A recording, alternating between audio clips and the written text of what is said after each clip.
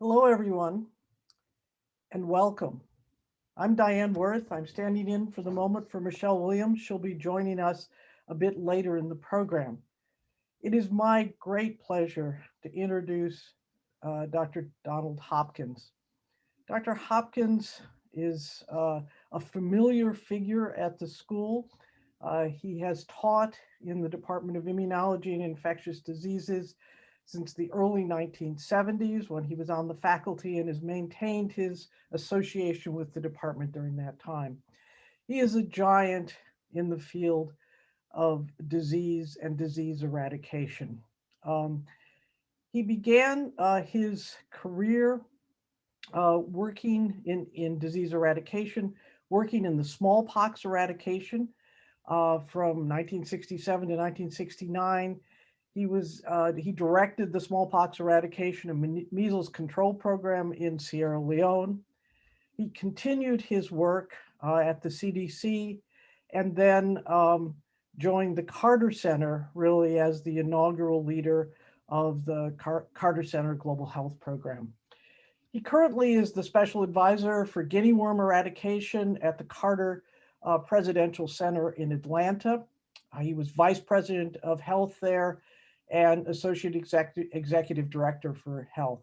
He has been, since its inception, the chairman of the International Task Force for Disease Eradication. And he really, I think, has for many of us been the person that has looked at disease eradication both as a goal, as an equity goal, but also as a practical. How do you actually make this happen? What is the reality of going from having an infectious disease to eradicating the infectious disease? He has many honors. He graduated from Morehouse College, then did training at the University of Chicago, graduate of our own Harvard School of Public Health. He has many honors, including an honorary degrees from the Morehouse School of Medicine and from Harvard University in 2013. He was our commencement speaker at the School of Public Health graduation. He also, I didn't know this, was made honorary chief of three traditional tribes in Nigeria. He is an inspiration to all of us that work in infectious diseases, and particularly for those of us who are focusing on how we can affect eradication of many of the infectious diseases that afflict among the poorest members of our society. So with that, Don, we look forward to your discussion, and Michelle and I will be back later to ask you some questions. So please, Dr. Hopkins. Thanks, Anne, and good morning, good afternoon, everybody. It's my pleasure to share this lecture and express my gratitude for the honor that Harvard Chan School of Public Health has done me in naming this scholarship after me. So we're going to talk about the challenges in the Guinea Worm Eradication Program at the beginning and at the end. And just to say at the outset, it's not that there were no challenges in the middle. There were challenges all along. To start by showing where we are now and what we've accomplished, the number of known cases of the disease has been reduced by over 99%. The estimated number of cases in the beginning was 3.5 million in 1986. When we started counting, we counted almost 1 million cases there in 1989. Will show that the program has already eliminated guinea worm disease from 17 of the 22 endemic countries, and you can see what was left in 2020. Most cases being of the 27 being in Chad and Ethiopia, one case each in the 4 other countries there. We're going to go briefly through the first 5 of those countries. Just to note that the guinea worm disease occurs in people, and people get it by drinking contaminated water. The parasite gets in the water by, after a year infection on a person, the worm emerges through the skin, usually on the lower leg, ejects hundreds of thousands of larvae into the water. Those larvae are then ingested by a tiny water flea. that is microscopic, and it's such infected water fleas that when people drink them, um, begins the cycle again. We've lately learned, however, that fish also eat those water fleas. And while the parasite doesn't develop in the fish, it doesn't die either. And if human beings or animals such as dogs eat raw or inadequately cooked fish in some of these areas, they too can become infected. The various interventions that we have now, we don't have, people don't become immune to this infection. And so if they live in an endemic area, they can be infected year after year. We don't have a vaccine, we don't have a curative treatment either, but we do have preventive measures as illustrated here by teaching people to filter their water through so-called pipe filters or through a finely woven cloth, providing clean drinking water from underground borehole wells or hand drug wells, health education, or by putting a chemical in the water to kill those microscopic water fleas, which leaves the water safe for fish, safe for human beings to drink also, but kills the water fleas and with them the parasite. Going to where the people are, teaching them about how to protect themselves against this disease. What we have going for us in teaching to persuade them is that people don't want to have guinea worm disease. They've continued to have it because they haven't understood how to protect themselves. And so if we go in with respect and show them how they can protect themselves, then that is very effective. The most effective health education means of helping people to understand that they're getting this disease from their drinking water is to go with them down to the pond where their drinking water from, filter some of that water through a finely woven cloth, backwash that into a jar of clear water, and let people see that there are little things swimming around in the water that they're drinking. That helps them to make the connection to getting this parasite, these 2 to 3 foot long worms coming through their skin, that has come about from their drinking water with little things swimming in it a year ago. So in the beginning, 4 main challenges I would highlight. The disease was underreported. The eradication opportunity was not recognized. We didn't have money, and there were no national plans of action for guinea worm eradication. Now, I'm going to go through these sequentially, but bear in mind that we were working on each of these 4 challenges simultaneously. I conceptualize it sort of like a game of Chinese checkers. Every advance is a good advance, but we're going to go through them sequentially. At the beginning, in 1981 January, in October 1980, I and some colleagues at the Centers for Disease Control and Prevention began this initiative. And as you see on the brochure highlighted there, we tied it to the Water and Sanitation Decade. That was an international, a huge international undertaking that had begun and was scheduled to begin in January 1981. I learned about it in October 1980. And as we'll see in a moment, I noticed that despite the goal of providing clean drinking water to everybody in the world that didn't have it by 1990, that Water and Sanitation Decade had overlooked the only disease that's only transmitted by drinking contaminated water, and didn't realize that that was going to be a side benefit of the Water and Sanitation Decade as well. So the important point here is that we began this effort tied to the Water and Sanitation Decade. Guinea worm was so neglected that there is no way we would have been able to begin such a program at such expense if the international community had not already joined in an effort to provide people with clean drinking water. So we began in January with this CDC brochure explaining the problem. We began putting articles in WHO's weekly epidemiologic record to explain how much guinea worm there was in certain countries. And we also began this guinea worm wrap-up newsletter, monthly newsletter, in January 1983, just to try to help you conceptualize what we were facing back in those days. It's hard to get our heads back there now that everyone knows Guinea Worm program is so successful, not yet completely successful. But remember, we began in 1980 with that brochure in 1981, and we're trying to make all of these things on the left side of there, trying to get those working in order to get a resolution out of the World Health Assembly in 1986, use that resolution to get national plans of action, use those national plans of action to eventually eradicate guinea worm disease. But starting in 1985, we used this to try to conceptualize what we were trying to do with various folks. And I would underscore that if there's one thing I could go back and change, it would be documenting the agricultural impact that you'll see there in the middle on the left. We're not able to do that until 1987 or so in Nigeria. Again, facing this challenge of disease unknown and underreported. Here you see illustrated from Ghana what happened when Ghana, having reported between 3,000 and 5,000 or so cases of the World Health Organization. Nigeria as well was similar.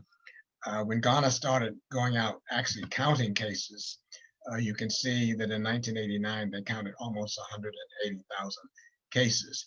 India did national survey in 1982, Pakistan in 1987, Nigeria along with Ghana in 1989. When Nigeria counted their cases in 1989, they counted over 653,000 cases.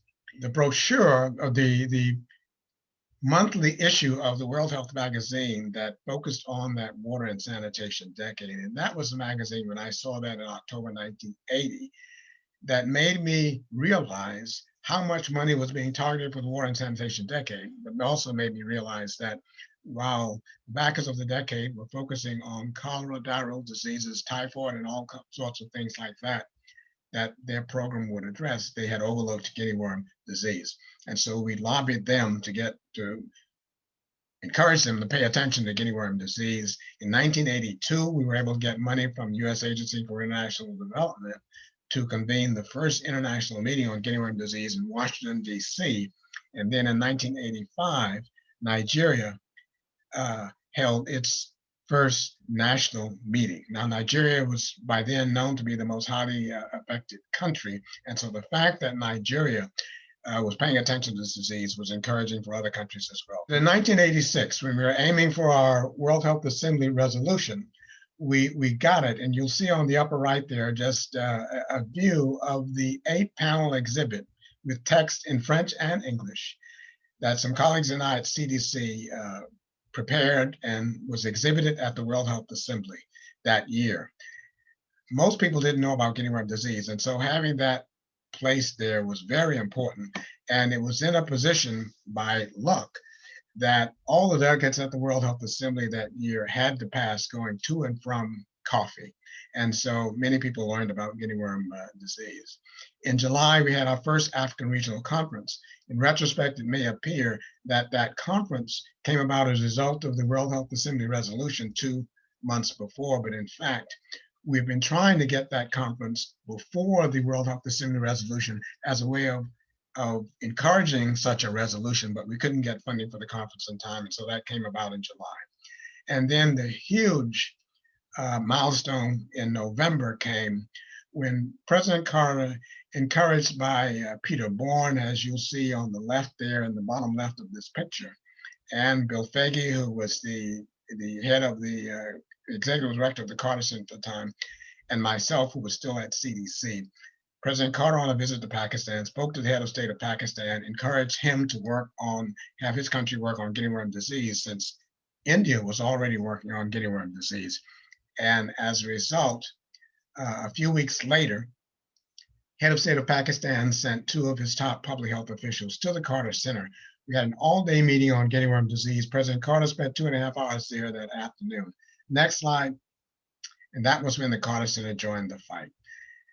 So simultaneously, we're looking to document how it's possible to really get rid of guinea worm disease. You know, sociologists say that in attacking a new problem like this, 4 steps: articulate the problem, show there's a solution to the problem, show that the solution to the problem works in the real world, and then add leadership.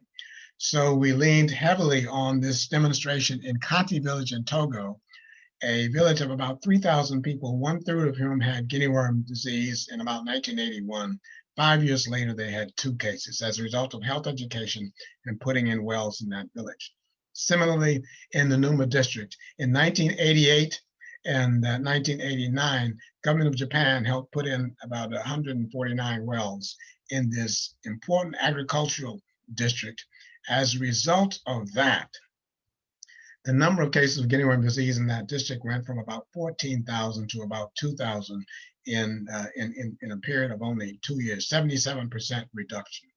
And as you see illustrated here, already having started after President Carter participated in that meeting at the Carter Center in 1987, November, and the Carter Center and CDC began assisting the government of Pakistan in December 1987. Already you see here in 1990, the impact of guinea worm disease in Pakistan. Our third challenge of getting money. And this was the International Donors Conference in Lagos, Nigeria, that raised about $10 million. And you see President Carter on the right. To his right, in the military uniform, was the head of state of Nigeria, General Babangida. To his right is Mr. Pierre Claver Demiba, who was the Associate Director for Africa of the United Nations Development Program. And to his right was the Sultan of Sokoto, the highest ranking Muslim leader in Nigeria. This was a very important breakthrough for us in the guinea worm program. Even a few $100,000 was a lot of money for us then. And we were able, with the help of President Carter, UNICEF, UNDP, and others, to raise this $10 million in 1989. No national plans of action. India began their own program. The Carter Center and CDC helped Pakistan start. UNDP put up funding, a few $100,000 to help countries develop their plans, and UNICEF pledged money to help countries do national case searches, such as we saw in Ghana. Just to show the amount of time it took simply to get intervention started in each of the countries. Now remember, the water and sanitation decade ended in 1990.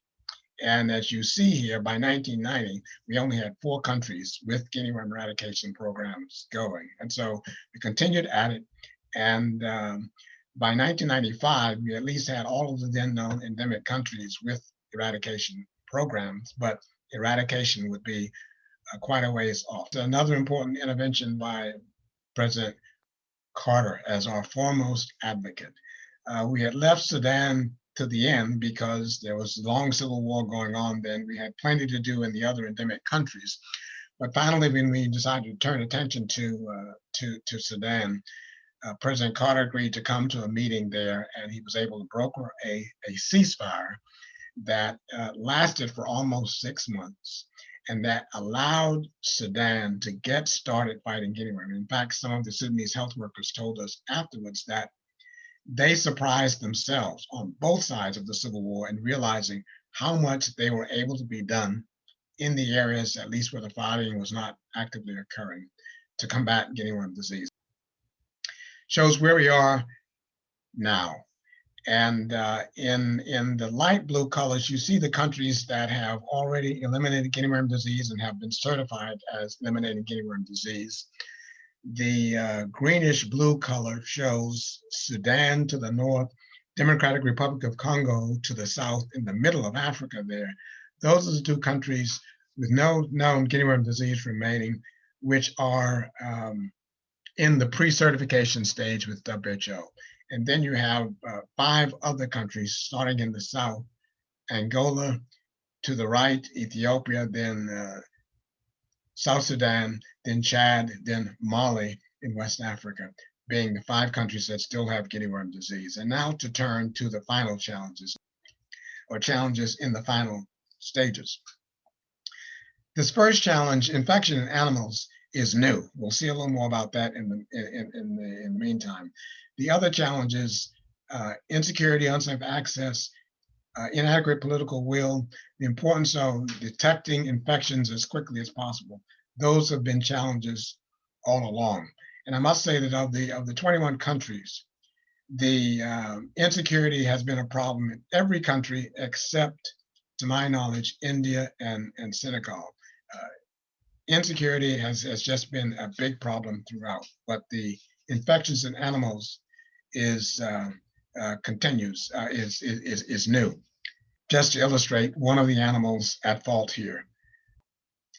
And here you see, this is a busy slide, but to make the point starting at the bottom, that Angola has had only one infected dog. The situation in South Sudan has been typical of all the other countries.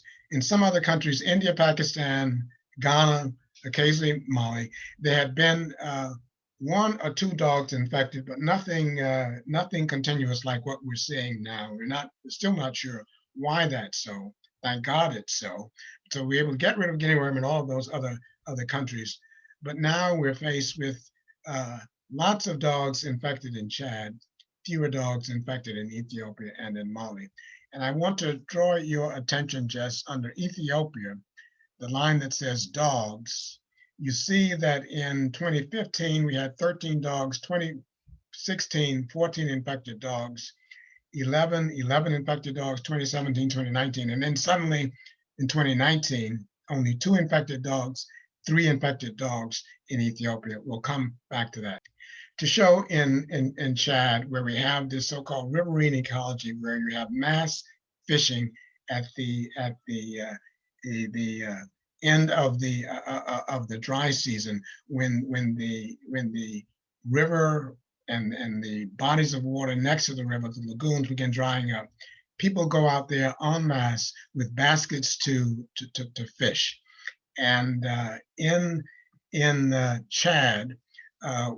As you've seen before, that is where we have these large number of dog infections. And that's where this new life cycle comes in, where dogs in these situations are eating some of the fish that are discarded. When people clean the fish and discard the fish guts, dogs are eating some of those as well.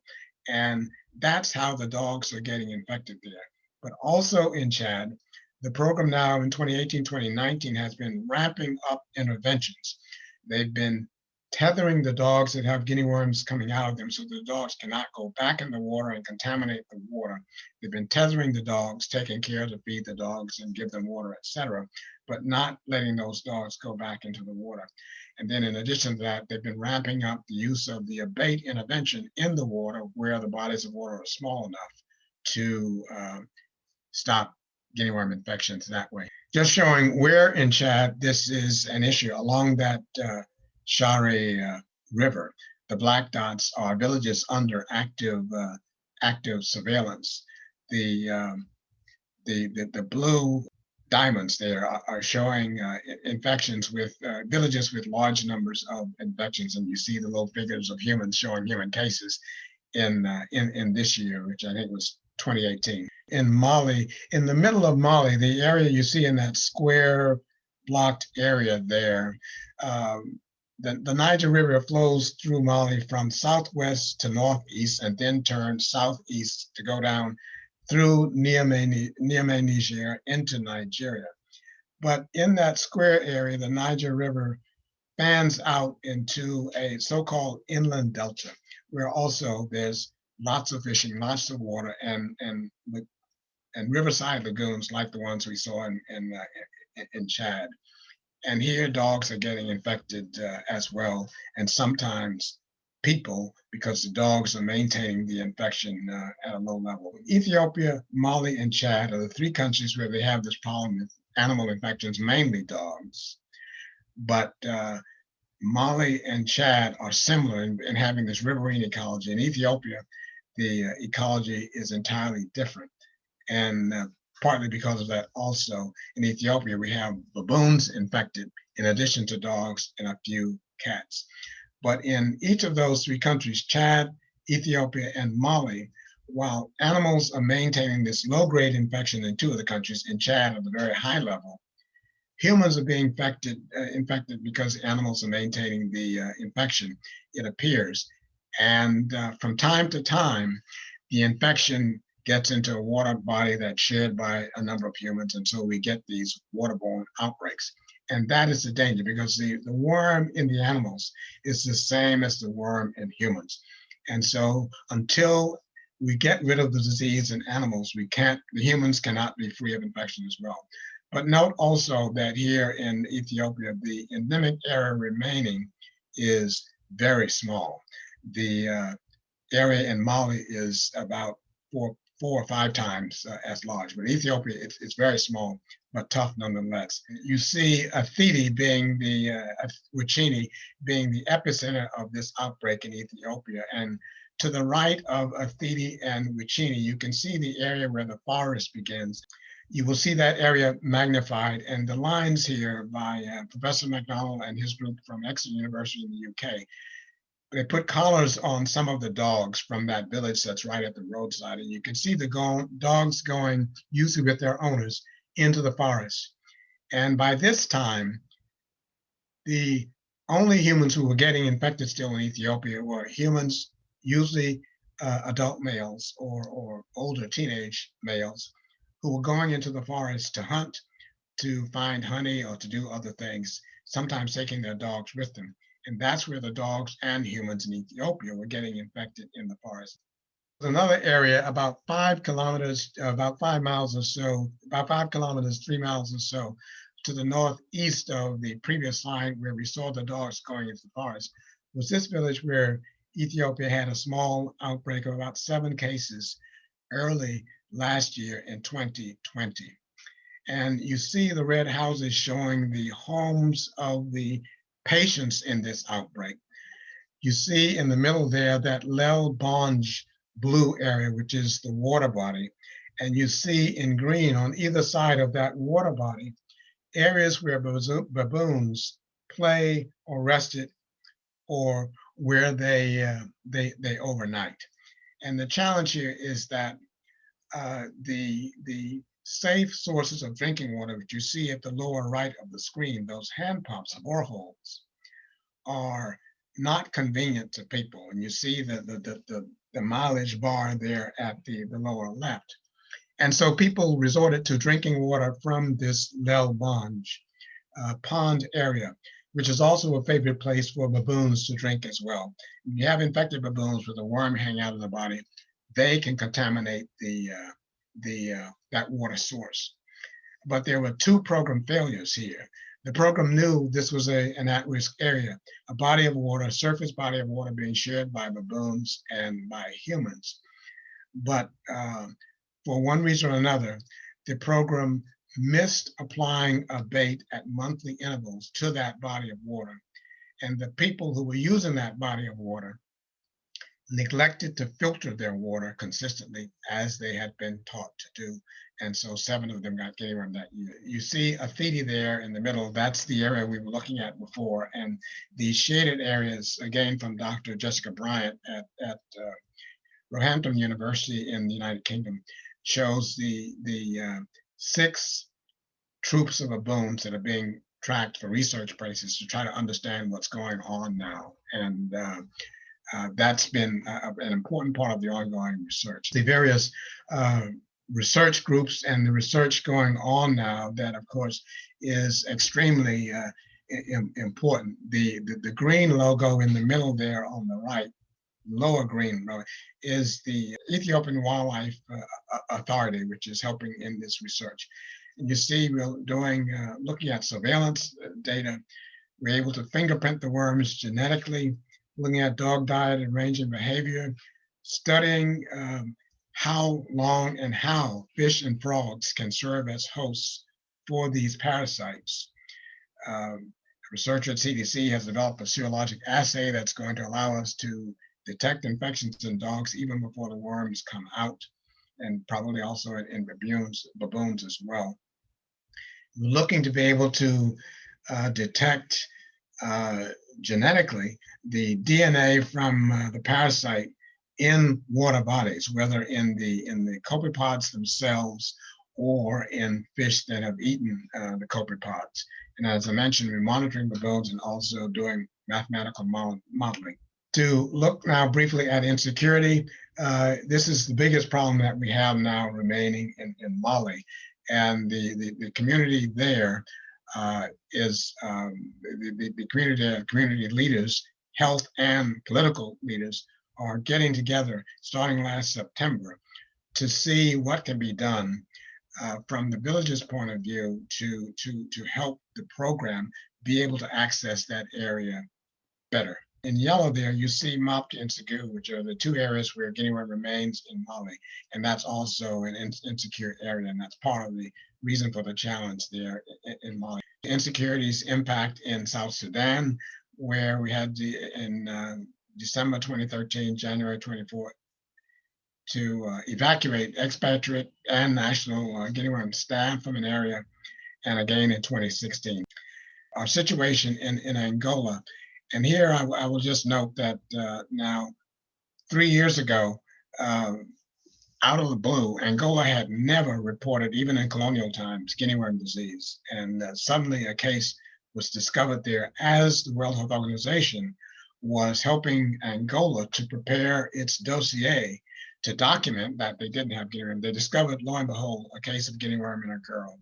Second case a year later, and one dog that year, and then a third case in March of 2020, at which point WHO had no option but to declare Guinea worm endemic there.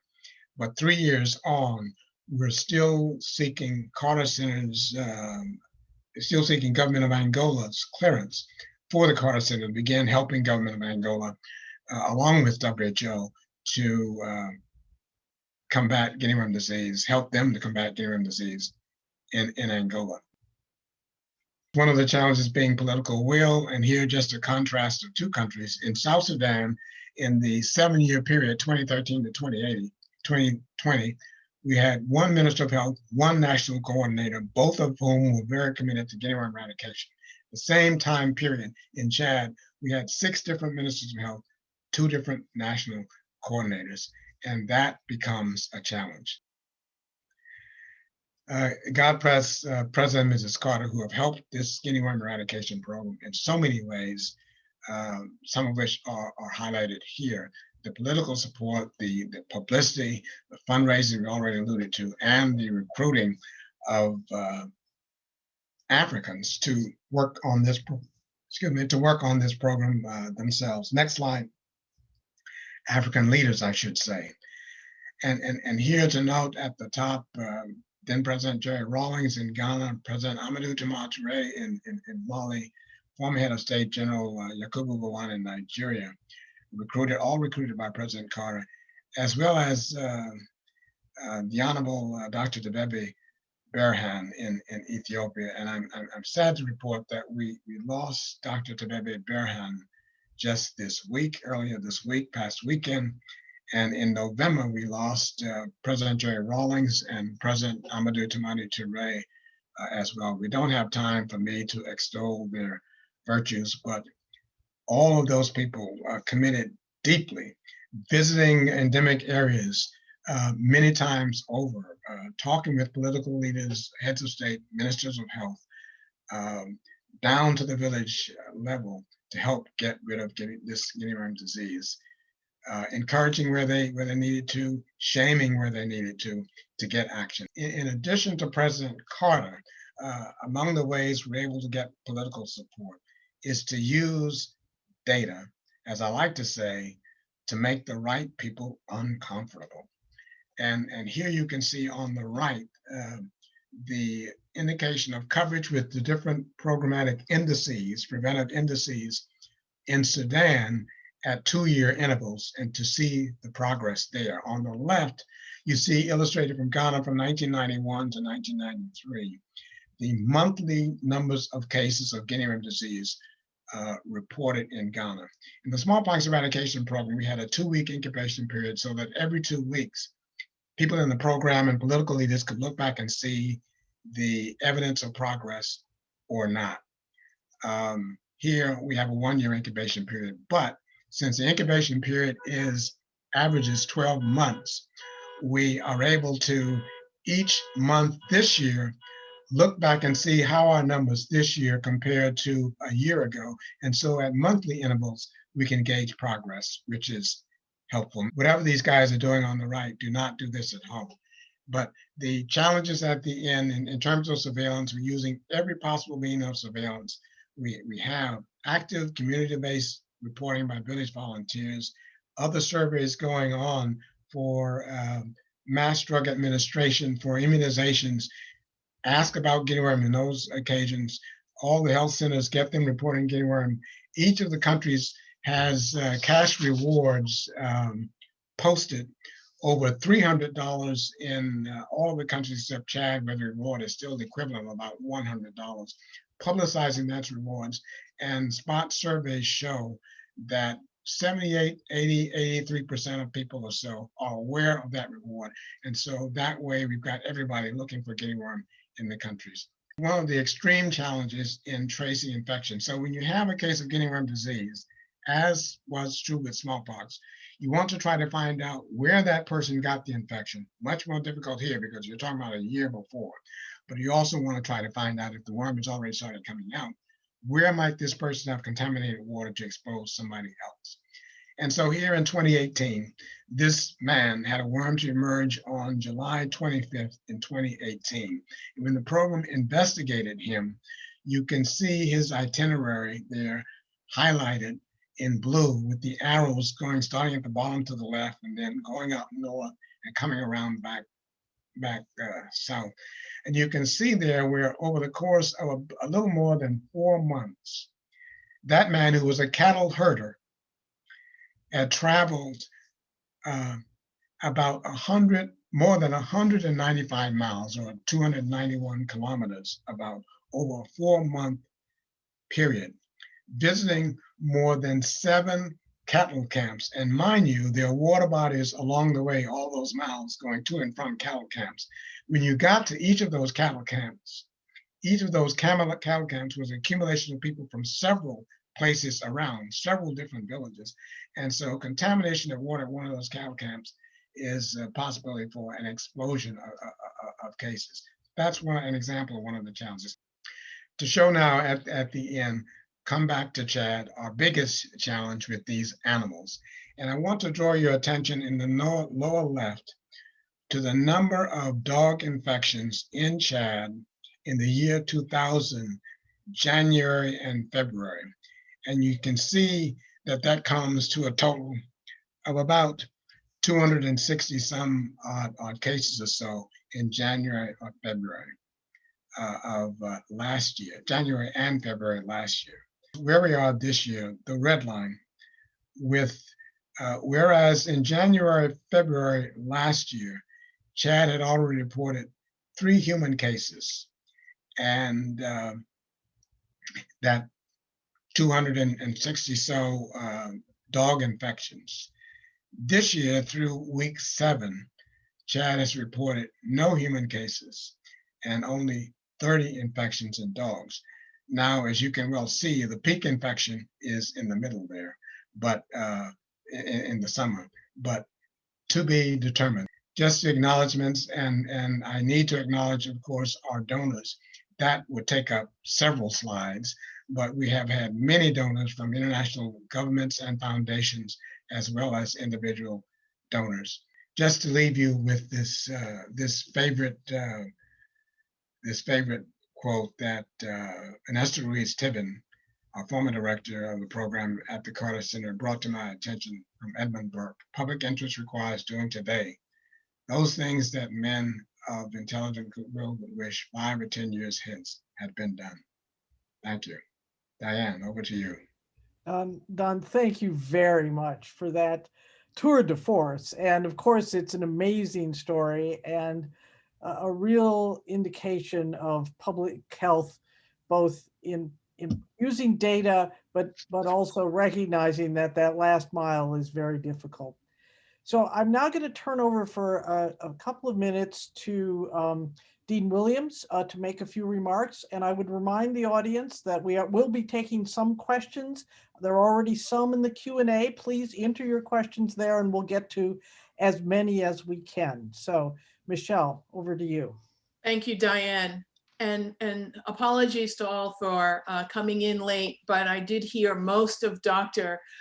Donald Hopkins' lecture, and I couldn't agree more that it was a tour de force, an exposition that highlights not only the art, the science, but the operational capacity and tenacity that it takes to solve important public health problems. So thank you.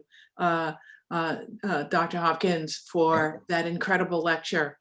I missed the opportunity to open the session, but I will just take a few minutes now because I see there are lots of questions that our participants would like to engage you with. But I want to take just a minute and share a quote with the audience. And this is a quote that former President Jimmy Carter made.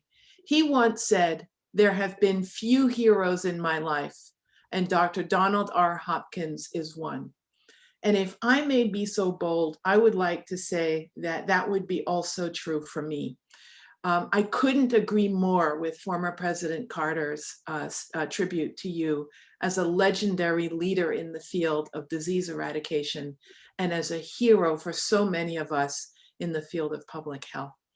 And so this day is really special for me. And it's special for two very main reasons connected to why I so resonate with President Carter's statement of you being a hero. Today is special first because this is the first named lecture, the named lecture in your honor, Dr. Hopkins, that honors your distinguished career as special advisor for the Guinea Worm Eradication for the Carter Center in Atlanta. And so as a hero of public health, a graduate of the Harvard Chan School, and a supporter and promoter of public health education, it really is a special honor that you are the inaugural lecturer of the Donald R. Hopkins Lecture at the Harvard Chan School. It's a fitting honor that is designed to highlight the research and accomplishments of scholars and educators in global and national public health. The second reason I'm excited about this occasion is because I get an opportunity to publicly thank you, Dr. Hopkins, for allowing us to name the newly established pre-doctoral scholars program in your honor. The program is now known as the Donald Hopkins Pre-Doctoral Scholars Program, and it is supported by our Harvard Chan School and housed in the Office of Diversity and Inclusion and Belonging in our school. This is a robust program that prepares students for doctoral studies after completing a well and fully supported master's degree. So it's a special day for me, and I couldn't be more honored and pleased that you are inaugural lecturer giving a lecture in your name. Thank you. Diane, over to you. Well, great. Thank you, Michelle, for those words. And again, Don, thank you for the lecture. We have lots of questions, and I think normally I might take the opportunity to ask a couple myself, but I think I'm going to start with the audience questions. So we have one from Eliza Squibb. "I'm an artist and textile designer and admired the cloth, the campaign cloth in the poster that was used to advertise this, and wondered whether you knew of any research that was conducted on the effectiveness of the campaign cloth as a teaching tool." I know of no such research, and thank you, Dean Williams, first of all, for your kind words. But I know of no research on that, except I can give personal testimony to it. When we made that cloth available for the first time, it became immediately popular. We used it to motivate it as thank yous to these village volunteers who, after all, are volunteers. And it was so popular, in fact, that once, because I happened to see a cloth like that, not like that, but a cloth with pattern on a trip to Burkina Faso, wrote the manufacturer from CDC, sent him some sketches from the Guinea Worm Program and said, "Can you design something for us?" Which they did. But then we, Carter Center, purchased that, sent it around to the countries. But then several of the various countries decided that they didn't need cloth from Burkina Faso. They could make their own cloth. And so there are more than a dozen varieties of that cloth from different African countries as testimony to it. Let me just make one other point I forgot to make. When I showed you that drop off in infected dogs in Ethiopia from averaging 12.5 in the previous 4 years to 2 and 3 dogs in 2019, 2020. That came about because the program there sat down with the villagers in that Athiti village and said, this is the problem. You folks are getting infected going out to the forest. That's where we think your dogs are getting infected. Also, we've done everything we can. What do you think we should do? The villagers themselves said, what we should do is tie up these dogs during the guinea worm season. That's what we did, provided them support. And that is part of the reason now when Chad adopted last year that same strategy. That's part of the reason, in addition to abate, that Chad is seeing the results now as well. And this very week, Mali is discussing doing the same in Mali. Thanks. Great, thanks, Don. Another question from Anne Renee Henningberg. With the low profile that guinea worm disease, it wasn't even recognized in the water program. How did it come to your attention, and how did you decide to prioritize guinea worm over many of the other potential diseases you could have focused on? And the second question first, I prioritized guinea worm because I saw an exceptional opportunity. I was at a meeting at WHO in Geneva in October of 1980, and I've been interested in guinea worm parasitology since medical school. But I was aware of publications about guinea worm disease. I spoke to a French physician who had just come back from Ivory Coast, and we were just making small talk. I said, "Did you see any guinea worm?" And he said, "Oh yes." And moreover, he said, in the area where I was working, I watched as the government put in wells and guinea worm began to disappear from that area. That same meeting, I went into the WHO library. I was researching my book on history of smallpox. Coming out of the library, I saw that World Health Magazine issue from September 1980 that was there. Picking up, took back to the hotel to read it, and here that's how I realized there was all this money for the water and sanitation decade, getting clean water to people, but no mention of guinea worm disease. That's how it started. That's great. Okay, so maybe changing gears a little bit, a question from Ed Baker. Please describe what you see as your own 2 to 3 major leadership practices that contributed to your success. What are you proudest of? This is from Edward Baker. Yeah, and I must say that I learned leading by being led. And my experience in the smallpox eradication program, I probably neglected to mention that our newsletter, the Guinea Worm Wrap-Up, that is echo of a monthly newsletter I developed in Sierra Leone in the smallpox eradication program. But I still remember very vividly how it felt to me being out in the field in Sierra Leone with no email, no telephone direct contact, receiving telexes and letters from headquarters saying, bravo to what you're doing. This is it's good. And so that's important.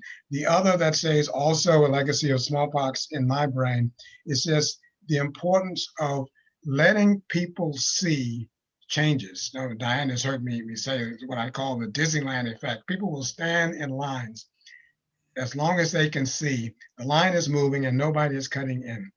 Our job in public health is to cut this problem up in the problem so that people can see progress.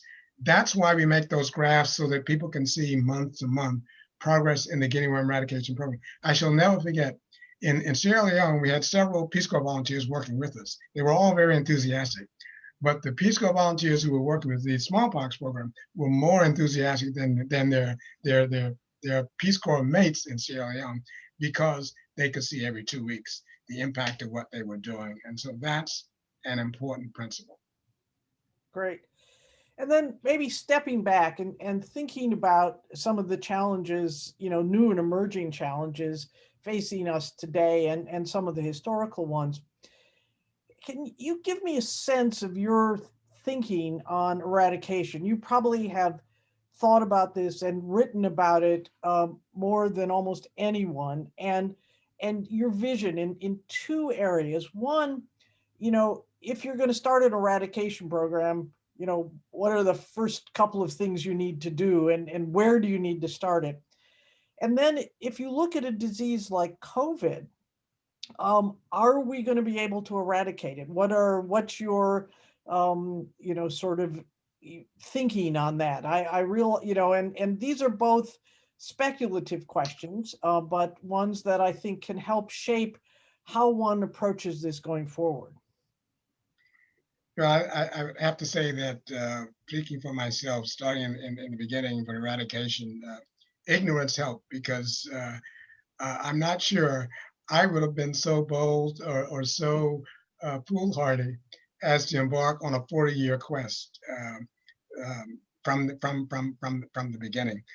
But and as far as COVID goes, I think an important thing that comes through all of this is I want to underscore the importance of a couple of things. One is health education, and as a part of that, approaching communities in the right way with respect.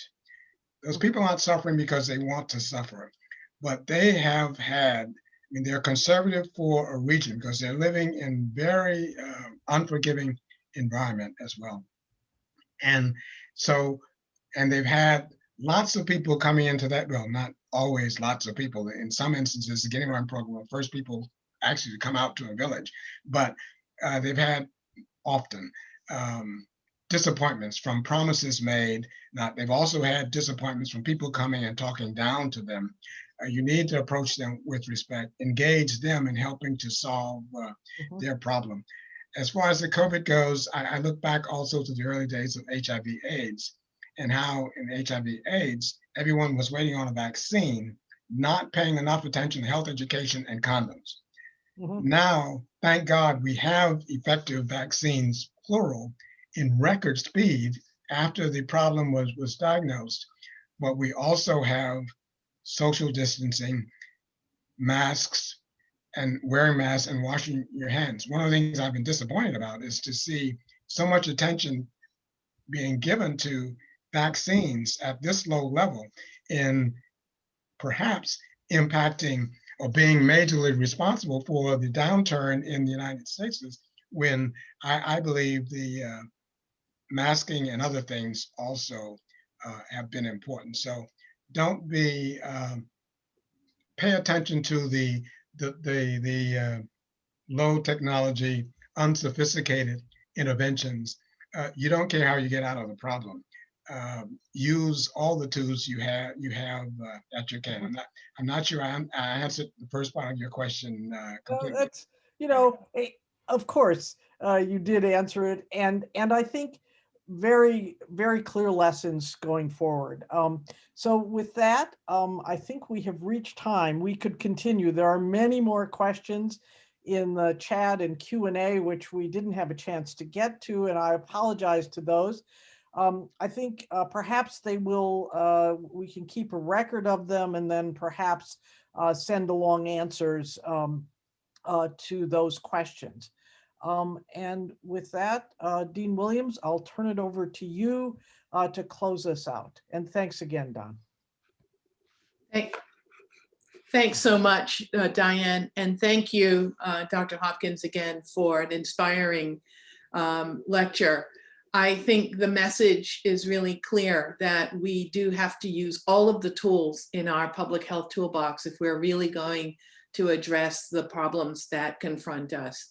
And I will say that your effort, your 40-year effort in the eradication of Guinea worm is teaching us many important lessons that we can apply to an array of problems that we're confronting that are important challenges to global health going forward. So thanks again for your lecture, and thank you all participants for the donation of your time. Have a good afternoon.